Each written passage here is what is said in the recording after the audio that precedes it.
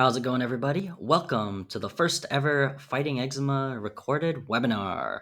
So, this is a new series that is designed to go more in depth on some of the topics I've covered in the Fighting Eczema YouTube channel.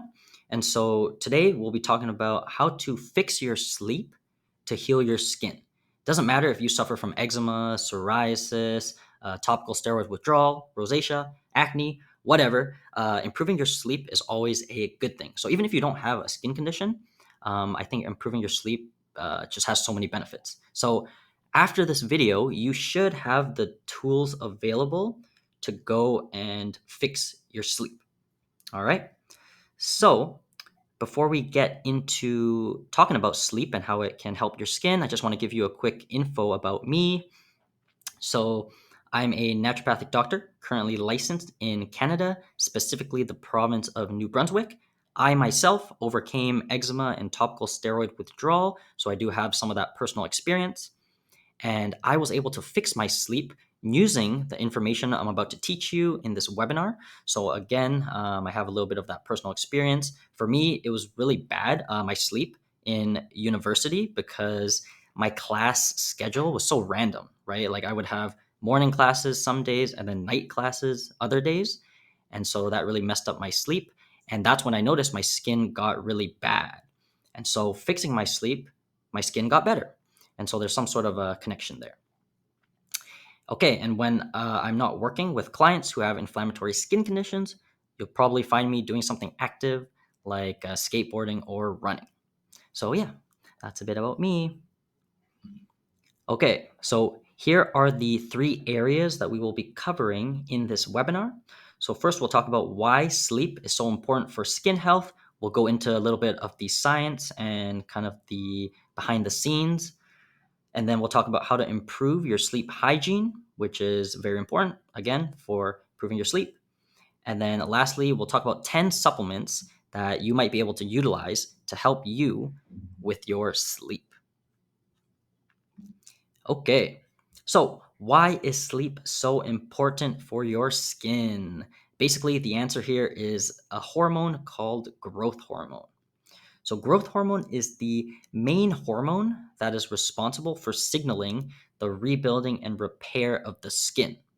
So, how does growth hormone do this specifically?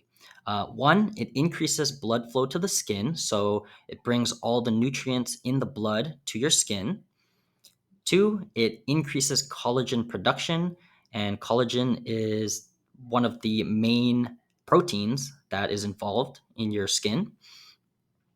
And third, growth hormone maintains elasticity and hydration of the skin. So, very important for keeping that skin barrier strong.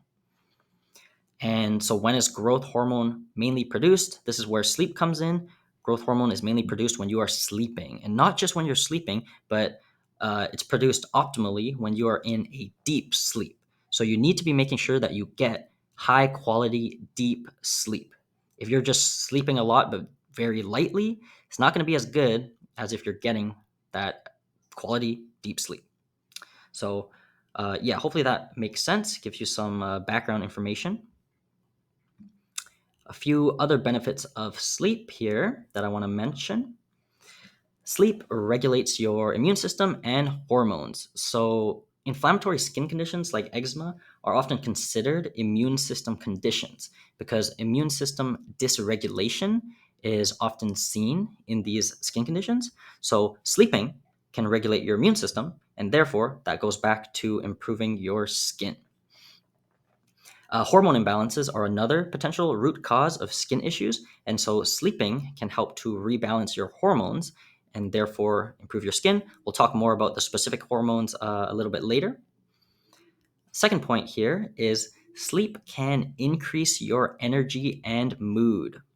So, one mistake I often see people make when it comes to healing their skin is they don't put in enough work. Doing things like meal prepping and exercise, like regular exercise, are essential if you want your skin to heal. You can't do these things if you have no energy or low mood, right? So, sleeping well ensures that you have the energy and mood to put in this hard work to heal your skin. And lastly, another benefit of sleeping is that dreams are fun. The other night, I dreamed I was snowboarding, and I have never gone snowboarding in my entire life. But I will say, snowboarding in my dreams was very fun. So, yeah, get your sleep, have some fun dreams, and your mood will your mood will be boosted a lot. Okay, so those are some benefits of sleep. Now let's dive into sleep hygiene. All right, so what exactly is sleep hygiene? Sleep hygiene basically involves lifestyle habits and sleep conditions that promote quality sleep. So let's go a little bit deeper into this.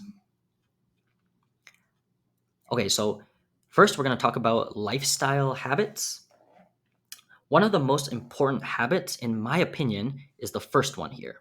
Stick to a strict sleep schedule.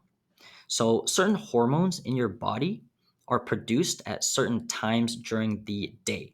So, for example, cortisol is a hormone that's produced when you wake up, and it's designed to get you out of bed, right? It activates your sympathetic nervous system and gets you up and moving. Throughout the day, cortisol is supposed to go down, and when you're about to go to sleep at night, cortisol should be very low. Okay? On the other hand, melatonin is a hormone that's going to be very low when you wake up, but throughout the day, it'll slowly go up. And by the time it's bedtime, melatonin should be high. All right. And so waking up and going to bed at the same time every day is a signal to your body to produce these time sensitive hormones. If you are waking up and sleeping at random times every single day, your body doesn't know exactly when to produce these time sensitive hormones, right? So if one day you're waking up at 7 a.m. because you have to go to work, the next day you wake up at noon because you don't have anything to do, next day you wake up at 10, it's very random. Your body's like, when am I supposed to be producing optimal amounts of cortisol, right? And what you need to know about hormones is that hormones kind of feed off of each other, right? Something called a feedback loop. And so when certain hormones are high, other hormones might be low, or other hormones might be high, right? It really depends on the hormone. But basically, the hormones kind of inhibit or activate each other. And so this is why it's so important to sort of balance your hormones, because you're balancing your whole system. Okay.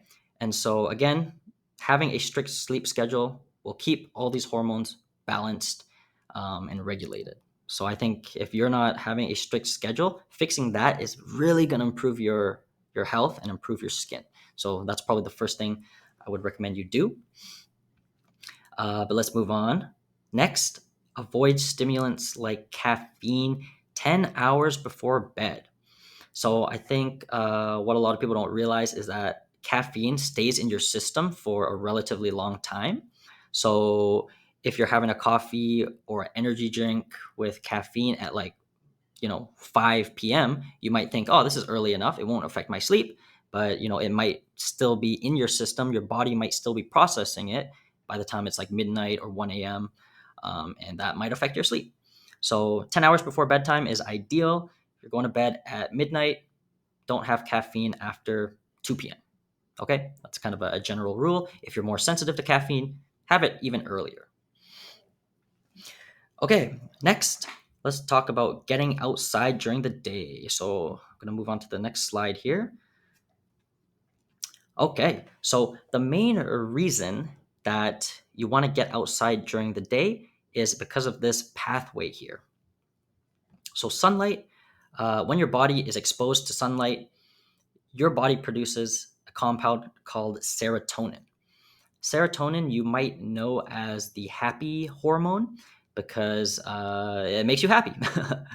And this is also sort of the reason why a lot of people get seasonal affective disorder, which is like feeling sad or depressed during the winter time, right? When the sun is not, they're not getting a lot of sun. And so uh, the key here is that serotonin throughout the day is converted to melatonin.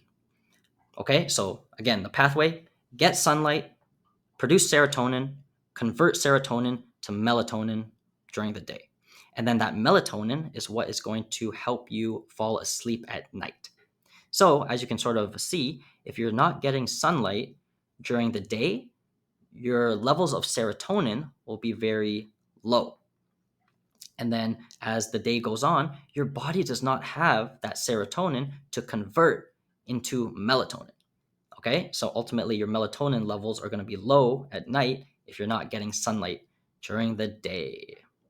Okay, so hope that pathway kind of makes sense. Any chance that you have to get outside is great. It doesn't even have to be a sunny day. Sunlight will be penetrating through the clouds and will still cause your body to produce serotonin. So even on a cloudy day, you want to still get outside. Okay? So, 30 minutes a day is enough to be producing some amounts of serotonin. All right, so very important for those of you who work indoors or just indoors all the time. Okay, next, let's talk about exercise. So, this study that I've linked here, you can click it if you want more information. But basically, what it is a systematic review that was done in 2023. And what a systematic review does is it takes studies and it kind of makes a conclusion from the results of all those combined studies. So this 2020 review or 2023 review took about I think 20 something studies, and these studies all looked at exercise and sleep. They all was like wondering, does exercise make you sleep better? And so the review combined all the results from these 20 plus studies, and what they concluded was that moderate aerobic exercise done regularly promotes quality sleep. Okay, so yeah, just read that, and if you're not getting regular moderate aerobic exercise, I really recommend that you start that, because that, like it's been shown in these 20 plus studies that doing that will improve your sleep. Okay, but a couple things you want to keep in mind: exercising too close to bedtime can mess up your sleep. Another thing that can mess up your sleep is doing very high intensity exercise. So you don't want to be running 20 kilometers every day. Okay, maybe once a month, 20 kilometers. Stick to, I don't know, a couple kilometers a day, maybe. I don't know. Um, but keep it chill. Even walking is like one of the best exercises you can do. Really moves your lymphatic system, and it's really calming in my opinion. Going for long walks, and yeah, easy to do anywhere. So get your exercise in, everybody. Okay, next. Here are a few more lifestyle habits I think are worth mentioning. First one, get rid of your stress. So, stress increases the hormone cortisol. Cortisol will keep you awake. Remember, we just talked about cortisol. Cortisol is supposed to be high in the morning and very low at night. If you're stressed at night, your cortisol levels will be increased at night, keeping you awake, and we don't want that. Okay? So anything you can do to remove stress is going to be ideal. Some things you can't remove, right? Like if your child is causing you stress, I always say this: don't throw away your child, or don't do anything illegal. Okay. So yeah, I'm sure you'll be able to figure it out. But again, tackle your stresses. Okay. Nap early if needed. There's nothing wrong with taking a short nap. It really only becomes an issue if these naps end up affecting your sleep later at night. So, if you really need a nap, keep them short and have them as early in the day as possible. But honestly, anytime you're getting extra sleep in, it's great. So, yeah, use naps to your advantage. Okay, number 7 here. Avoid big meals or large amounts of fluid before bed. If you eat a large meal right before bed, your body will naturally want to stay awake to digest all that food. Okay, so yeah, if you can, just avoid eating, a couple hours before bed so your body has time to digest everything. If you drink too much, you're going to have to wake up in the middle of the night to go pee, which will disrupt your sleep. It might be a situation where you're in deep sleep, but then you're like, oh, shoot, I have to go pee. So that's going to disrupt your deep sleep.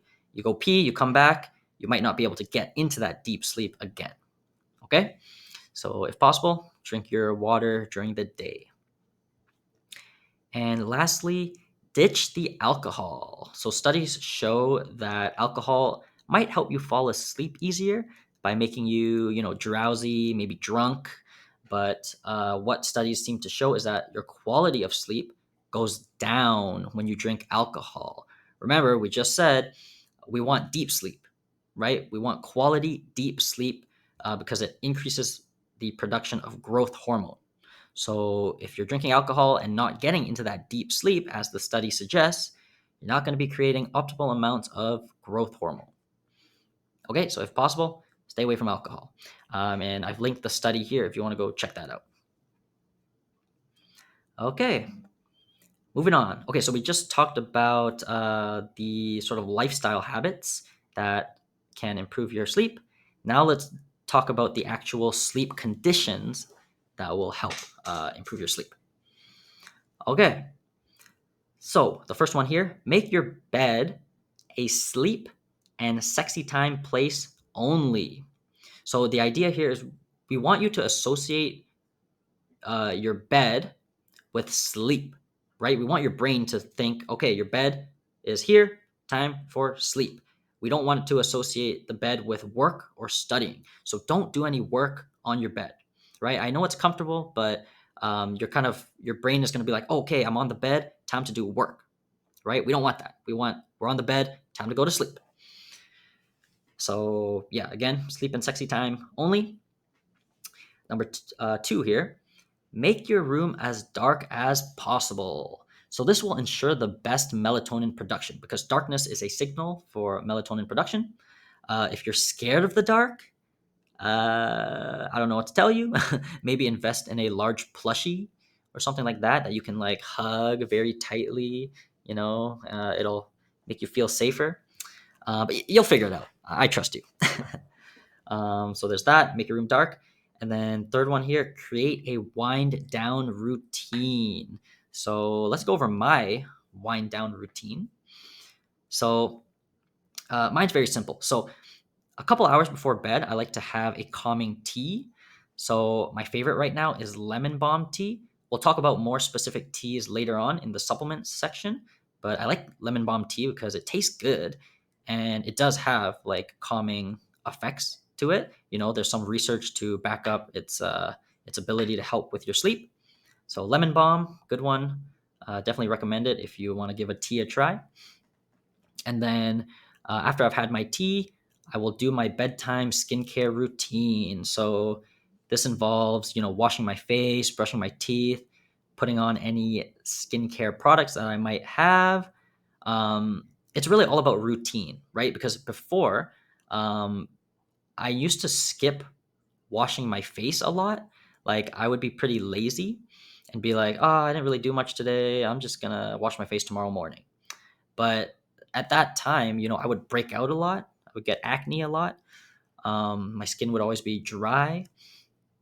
And yeah, once I started just having a regular skincare routine, my skin really improved. Now, if you're suffering from inflammatory skin conditions, you're probably not using a lot of products, right? Or you're going no moisture treatment and you're not even washing your face or anything. Okay, those are very specific situations. In that case, maybe you don't want to add this skincare routine thing into your wind down routine. But I mean, you have to brush your teeth, right? So maybe that's going to be more for you. So individualize it to yourself.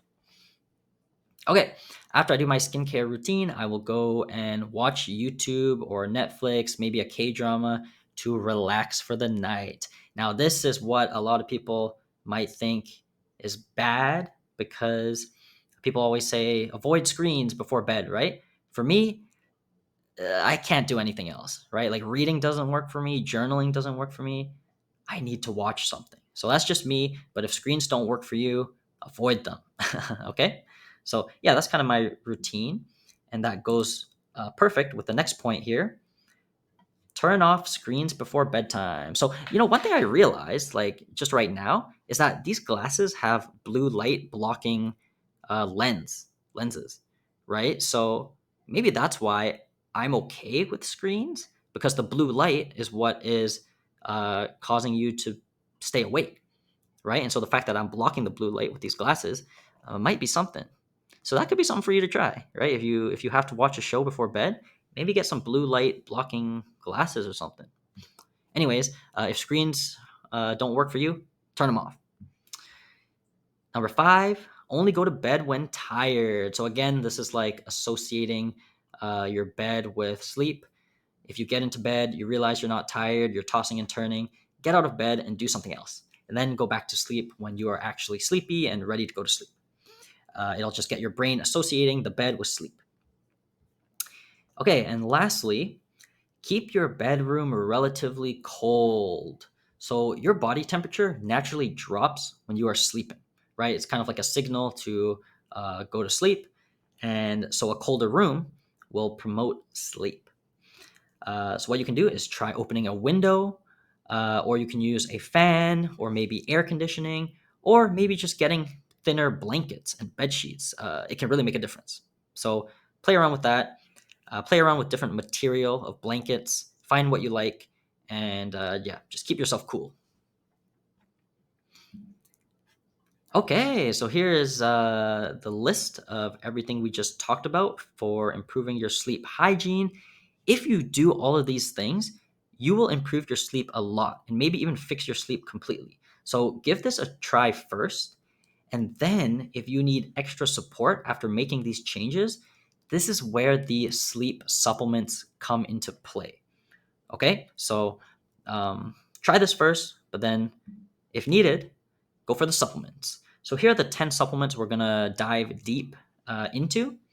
These are all great supplements that can help with sleep, but they all work in different ways. So before we get into them, I want you to think about why you can't sleep. So take a few seconds, just think about it. What is the reason that you're unable to sleep? Okay? Whatever the reason, keep that in mind as we go through these supplements, and hopefully one of them will resonate with you. Okay. So, the first one here is magnesium. So, what exactly is magnesium? Magnesium is an electrolyte and it's a muscle relaxant. So, what it does is it basically calms your body, right? It relaxes your muscles, calms your body. So, if you are someone who you're trying to go to sleep, but you notice you are very twitchy or like fidgety, maybe you might have heard of restless leg syndrome. Your legs feel like they're kind of like twitching when you're trying to go to sleep. Magnesium could be a great supplement for you. Now, if you are someone who exercises regularly, which you should be doing, right? We talked about exercise before.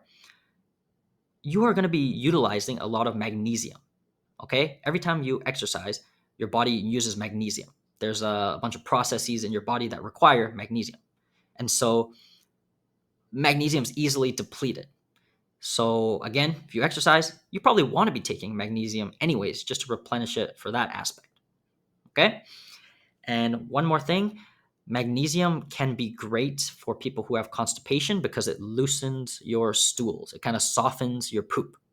Okay, so if you're someone who has this sort of constipation, magnesium can be a great supplement for that. Okay, so again, twitching muscles, right? Muscles that are not relaxed, go for magnesium.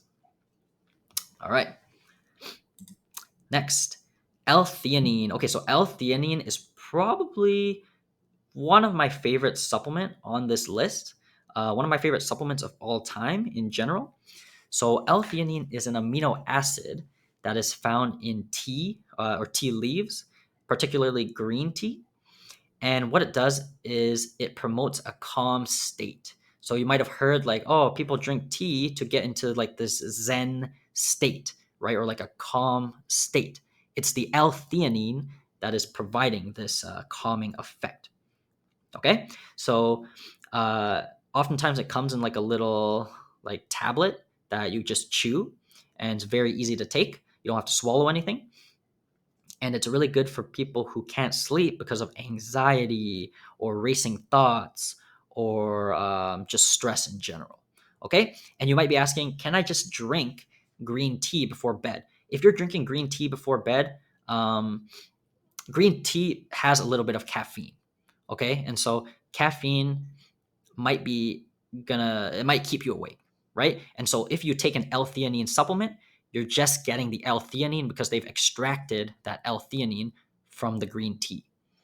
Okay, so I wouldn't drink green tea before bed again because of that caffeine, but I would take L-theanine. You can drink the green tea throughout the day, but don't drink it before bed. Okay, so I hope that makes sense. So yeah, L-theanine has really worked for me. That's why it's one of my favorite supplements. When I was in school and I had like presentations or anything like that, I would get very anxious, and taking some L-theanine before that would help a lot. So yeah, good one to try. Okay, moving on. Next, we have glycine. So glycine is an amino acid, has many different processes in the body, but specifically for skin and sleep, uh, glycine is a major amino acid that is found in collagen. And remember, we talked about collagen being a major protein in the skin. Glycine also has neurotransmitter activity. So a neurotransmitter is kind of like a signal sort of within your nervous system. And the glycine, this specific neurotransmitter, glycine, it seems to activate like sleep pathways, basically. So it can help to improve sleep. And one of the mechanisms is it stimulates the production of serotonin. Remember, we talked about serotonin, how it's converted to melatonin, and the melatonin helps you sleep. So that's kind of the proposed mechanism. And glycine is good for people who find it hard to consume enough protein because it is a protein. It is involved in building collagen, which is the major protein in the skin. So, yeah, if you're eating a lot of protein already, you're probably already getting a good source of glycine. So, you may not need to take the supplement. But again, if you're someone who has a hard time eating a lot of protein, glycine could be a good one to try. So, yeah, glycine. Okay, next we have melatonin. Okay, so we just talked about glycine increasing serotonin production, serotonin converted to melatonin. Why not just take the melatonin, right? Take the end product. So let's talk about it a little bit. Melatonin is a hormone that's produced when it gets dark and signals to the brain that it's bedtime. So it's actually involved in a lot of different things in the body, a lot of different processes, which a lot of people don't realize. Like it's actually involved in a lot in the gut as well. But most people associate it with sleep. And melatonin is really good for regulating day and night cycles. So when it comes to hormones, I don't like playing around with hormones too much, right? Because, steroid creams, right? Steroid creams are hormones, and improper use of hormones will lead to issues. So, improper use of steroids can lead to topical steroid withdrawal, right? Because hormones, remember we mentioned before, they all kind of feed off of each other, okay? And so, if you're taking tons of melatonin, you're taking a hormone, and your body will react to that, okay? And we don't want your body to react in a negative way. So anyways, I like using melatonin short term to help people fix their sleep routine. So let's say you've traveled across the country, or sorry, across the world, I guess, or I guess the country too. But I'm thinking, like, let's say you live in North America, you travel to Asia. That's going to be like what, 11, 12-hour difference? Your hormones are going to be not used to that, right? And so melatonin can be a great way to fix that, because remember, melatonin is supposed to be high at night when it's time to go to sleep. So basically, you want to be taking hormone or a melatonin when it's time for you to go to sleep. Okay. And so, if you are someone who has messed up your sleep schedule because you pulled an all nighter, or you've just been waking up late for a long time, now you go to bed at like 5 a.m. and you wake up at like 2 p.m. and you want to fix that, you can take melatonin around your bedtime and kind of get your circadian rhythm or your sleep schedule adjusted. Okay, so think of this as like a short-term fix. I wouldn't do it long-term though. Okay, so hopefully that sort of makes sense. Okay, next, 5-HTP. Okay, so the fifth one is 5-HTP. I did not do that on purpose, but that's kind of cool. 5 and 5. Anyways, so what is 5-HTP? 5-HTP is an amino acid derivative, which means it's basically an amino acid, tryptophan, I believe, that's been modified to become this 5-HTP product. And this 5-HTP becomes serotonin. So here's that pathway again, right? Serotonin being converted to melatonin, which is the signal for sleeping. But 5-HTP, as you can see from the picture, is really good for people who are suffering from depression. Okay, because 5-HTP seems to, I don't know, make you happy in some sort of way. Part of it is probably because it's converted to serotonin, which is the happy hormone, right? But 5-HTP itself also seems to have some sort of antidepressive effect. Okay, and that's great. But one thing you need to realize is that if you are currently diagnosed with depression and you're taking antidepressants, you want to be careful about using 5-HTP because it can react with those medications that you're already taking. So before you take 5-HTP, and if you're on antidepressants, talk with your doctor and just make sure it's going to be okay. But yeah, so depression is what you want to think about when you think of 5-HTP.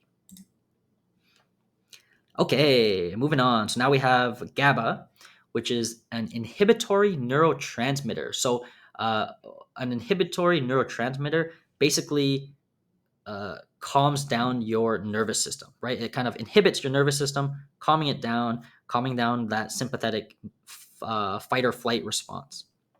Okay, and so GABA has been shown in studies to reduce the time it takes to fall asleep. So if you are someone who you get into bed, it takes you, I don't know, over half an hour to fall asleep, GABA could be something that reduces that. What's interesting about GABA is that many prescription sleep medications work by activating GABA receptors. So the mechanism of GABA, the natural supplement, is very similar to certain prescription sleep medications. Okay, so if you are taking sleep medications, I don't think you want to be taking GABA. Check with your doctor to make sure there's no reaction that's going to occur. Okay, so again, if you have a difficult time falling asleep or it takes you a long time to fall asleep, GABA could be the supplement for you. Okay, passion flower. So this is one of my favorite herbal supplements. So passion flower is a herb with calming effects. It's such a cool looking herb too, right? Like look at that. Look at that purple. Oh my gosh. So passion flower can be taken in many ways, including pill form, a tincture form, which is like extracted in alcohol, and tea form. So personally, I like the pill form. It's very easy to just swallow it and be done with it. Tincture, you're getting that alcohol taste, which a lot of people might not really like. Tea form, the taste is all right, but I like other teas, like I mentioned before, lemon balm. But yeah, tea is another simple way to take it. How passion flower works is the idea is it's supposed to increase GABA levels to produce a calm state. And remember, we kind of just talked about GABA, how that's an inhibitory neurotransmitter that kind of calms your system down. And so passion flower is very good for people who suffer from both anxiety and insomnia, right? So if you're having trouble sleeping, you feel anxious, passion flower's calming effects is going to be great. Now, one thing I will say about all the botanicals that we're going to talk about, you need to make sure you're not allergic to them. So if you do have any sort of allergies to plants or anything like that, just look into it first before you start taking it. Yeah. So, oh, another thing that I should mention about all these herbal supplements is what I like about herbal supplements is they don't just contain one compound, right? They contain tons of compounds and phytonutrients and vitamins and whatever that can provide a more broad benefit to you. And so, yeah, that's just something to keep in mind as we go through all of this. Okay. Okay, the next, I think the rest of these supplements on this list are herbal supplements. So, chamomile is another great herb. It has many health benefits, so not just sleep. So, chamomile contains antioxidants that promote sleepiness. That's how its mechanism works. And it contains a lot of things that help with digestion. So if you are someone who needs some sort of digestive aid because you have a lot of gas or bloating or abdominal cramps, after you eat a big meal, chamomile is a great one to have after your dinner to not only help you digest your dinner, but also help you feel kind of sleepy or kind of prepare your body for sleeping. So yeah, chamomile is a great one. There's also research showing that I think making a chamomile tea and applying it to the skin of infants can help calm down any inflammation associated with like a eczema flare up or something like that. So that could be another thing you look into. But yeah, chamomile, great for kids. Um, Very calming tea. If I'm not having lemon balm, I'm probably having chamomile tea. Okay, next herb. Next is lavender. So lavender is a herb that promotes calmness.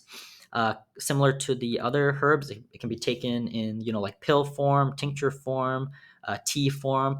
But what's really great about lavender is it's really good to be used in aromatherapy. So if you are someone who likes scents, lavender is a great one to use. So you just get like lavender essential oil, you put a drop on, I don't know, your shirt when you go to sleep, or like a drop on your pillowcase, or I don't know, your bed sheets, and or you can put it in a diffuser and get like the scent to go throughout the room. You might be able to use that to help you fall asleep, right? What I did in the past was I have a diffuser and I've put lavender essential oil in it, like basically when I wanted to go to sleep, right? So around midnight, I would just set that going and the scent would fill up my bedroom. And that after a month or two of that, I kind of associated that scent with like, oh, time to go to sleep. And so whenever I would smell that, I'd be like, oh, I'm sleepy. And yeah, that'd be just a great way to kind of set up your brain to go to sleep. Um, and so, how it works, again, it seems to promote GABA release. Now, you just want to be careful because sometimes scents can do the opposite, right?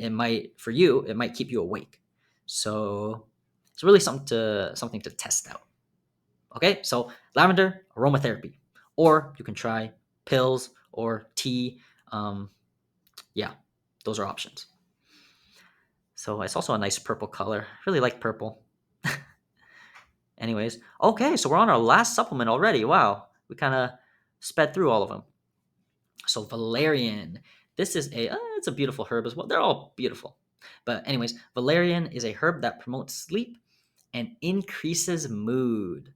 So sort of another one for if you're sad, depressed. Again, how it works. So this one we're not 100% sure of the mechanism. The research doesn't seem to be there, but what researchers suggest is the mechanism involves again increased GABA release. So yeah, good general herb for people who also suffer from depression, anxiety, or you need some sort of mood boost. So yeah, a lot of supplement companies are making these antidepressive natural supplements, and most of them will contain valerian. So again, if you're on antidepressants, maybe just check in with your doctor, make sure there's no interactions that will happen. Okay, but yeah, valerian, good sleep and mood booster. Okay, so those were the 10 supplements. I think I remember how I suggested that you think about why you can't sleep. So go back and kind of go through these supplements and choose the one that's going to be the best for your reason. Okay, because what works for one person is not going to work for another person.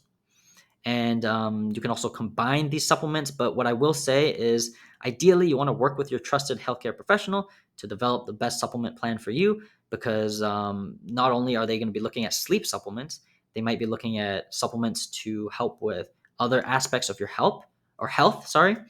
And we don't want these supplements to be interacting with some of those other supplements and kind of like clashing, because that's just going to reduce the effectiveness of these supplements.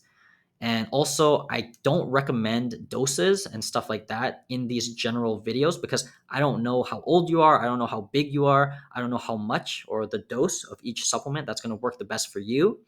And so, again, that's another reason you really want to work with someone who is knowledgeable in these supplements in the healthcare field. Okay, so kind of keep that in mind.